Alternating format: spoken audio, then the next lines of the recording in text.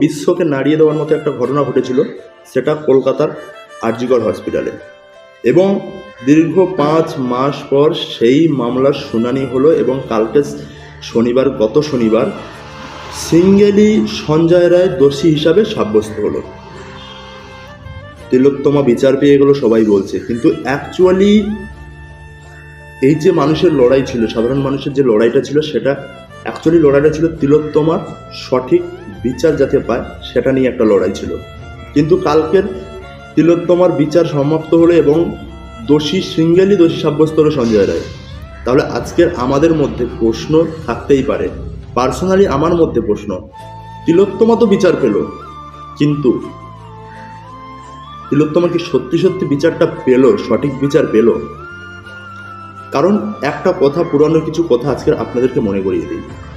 তার একটাই মেন কথা হচ্ছে ফরেন্সিক রিপোর্ট বা আদালতে যা সঞ্জয় রায়ের বিরুদ্ধে যেসব প্রমাণগুলো এসেছিলো, যেসব তথ্যগুলো এসেছিলো, সেগুলোর বিরুদ্ধে আজকে যখন সঞ্জয় রায় একা সিঙ্গেলি দোষী সাব্যস্ত হলো, তাহলে সেই ফরেন্সিক রিপোর্ট বা আদার্স যে রিপোর্টগুলো এসেছিলো, তদন্তে যেগুলো বেরিয়েছিল, সেগুলোর সাথে কালকের ঘটনাটা কোনো মিল নেই। এবং এটাও বড় কথা, কালকে লাস্ট যখন সঞ্জয় রায় বলে, সেটা বারবার বলেছিল যে আমি দোষী নয়, আমাকে ফাঁসানো হয়েছে। হ্যাঁ, সঞ্জয় রায় দোষী নয়, এটা আমি মানব না, সে দোষী, কিন্তু সে তো একা দোষী নয়। এরকম বড় একটা ঘটনা, এরকম একটা বিরাট পাবলিসিটির হসপিটালের মধ্যে ঘটে গেল, সেটা কেউ জানতে পারেনি। একটা বাইরের সিভিক ভলেন্টিয়ার গিয়ে সেই ঘটনাটা ঘটিয়ে চলে এলো, আর সেটা আমাদেরকে মানতে হবে। এবং সেটাই হলো কালকে, যখন সঞ্জয় রায় সিঙ্গেলি দোষী সাব্যস্ত হলো, তো সেটাই প্রমাণিত হয়ে গেল, সেটাই প্রুভ হয়ে গেল যে কোথাও একটা মন থেকে তিলোত্তমা সঠিক বিচার পায়নি। কারণ এটা প্রথমত এটা কোনো একার কাজ নয়, পুরো একটা প্ল্যান ছিল, প্ল্যান মাফিক যেটা হয়েছিল সেটাই আজকে ঘটেছে। তো সেটা নিয়ে এরকম একটা ধুন্ধুমা যেখানে কাণ্ড, সেই জায়গাটায় সবাইকে আড়াল করে রেখে একজনকে দোষী সাব্যস্ত করে তাকে সর্বোচ্চ শাস্তির মুখে ঠেলে দেওয়া হলো। আমরা তো তিলোত্তমার বিচার চেয়েছিলাম, তাহলে তিলোত্তমার বিচার কোথায় গিয়ে? আমার পার্সোনালি 10% তিলোত্তমা বিচার পেয়েছে, ডক্টর মৌমিতা রায় 10% বিচার পেয়েছে, 90% বিচার পায়নি। এবার সবাই আমাকে বলতে পারে যে আমি হয়তো আইন বিরুদ্ধে কোনো কথা বলছি, কোনো আইন বিরুদ্ধ কথা নয়। কারণ সর্বপ্রথম আপনাকে এটা বুঝতে হবে যে এটা কোনো একজনের কাজ হতে পারে না। তাহলে বাকি যারা ছিল তারা কোথায়? তারা কেন বিচার পেল না? আমরা তো তিলোত্তমার সঠিক বিচার চেয়েছিলাম, একজনকে শাস্তি দিতে চাইনি, পুরো শিকড় থেকে উপড়ে ফেলার চেষ্টা করা হয়েছিল। তার জন্য পুরো ভারত থেকে শুরু করে পুরো কলকাতা, পুরো বিশ্ব এই বিষয়টি নিয়ে মাতামাতি করেছিল। তাহলে আজকের বিচারটা আমার মতে সঠিক যে বিচারটা, সেটা কোথাও গিয়ে মনে হচ্ছে তিলোত্তমা পায়নি। কারণ সঞ্জয় রায়ের একটাই বক্তব্য যে তাকে ফাঁসানো হয়েছে, তো সেই বক্তব্য থেকে যদি আমরা আবার অনুসন্ধান শুরু করি, তাহলে হয়তো অনেক কিছু পাওয়া যাবে, অনেক কিছু জানা যাবে। কিন্তু সেখানে কিছু করার নেই।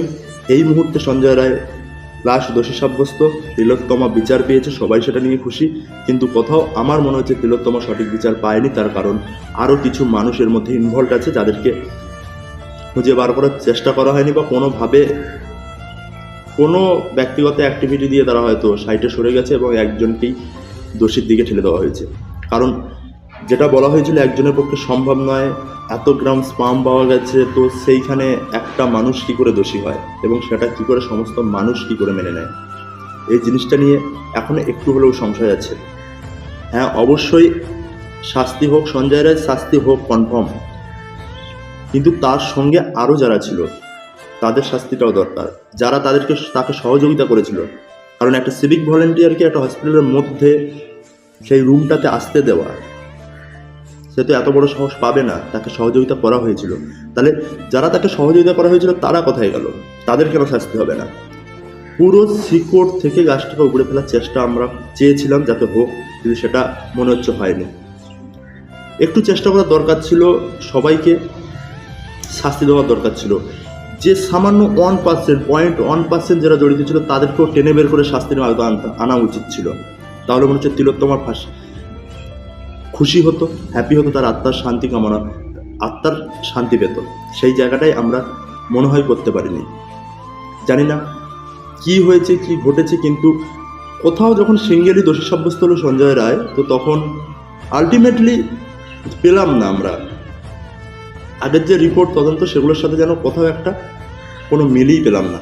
তো সেখান থেকে ব্যক্তিগত আক্ষেপ থেকে বলছি, এই ঘটনার নেপথ্যে যারা আছে বা সঙ্গে যারা ছিল, যারা 0.1% কানেক্টেড ছিল, তাদের শাস্তি হওয়া উচিত ছিল, কিন্তু তাদেরকে আমরা পেলাম না এই জিনিসটা। কারণ আর পাওয়া যাবে কিনা জানি না, কারণ সিঙ্গেলি সঞ্জয় রায় দোষী সাব্যস্ত এবং তাকে সর্বোচ্চ শাস্তির পেতেই হবে। এটাও আমরা কামনা করেছিল যে দোষী তাকে সর্বোচ্চ শাস্তি দেওয়া হোক, কিন্তু সিঙ্গেলি দোষী শাস্তি তাকে দেওয়া হোক, কিন্তু সঙ্গে আরও যারা ছিল, যারা জড়িত ছিল, তাদেরকেও শাস্তি দেওয়া উচিত ছিল। এটা আমার পার্সোনাল চিন্তাভাবনা।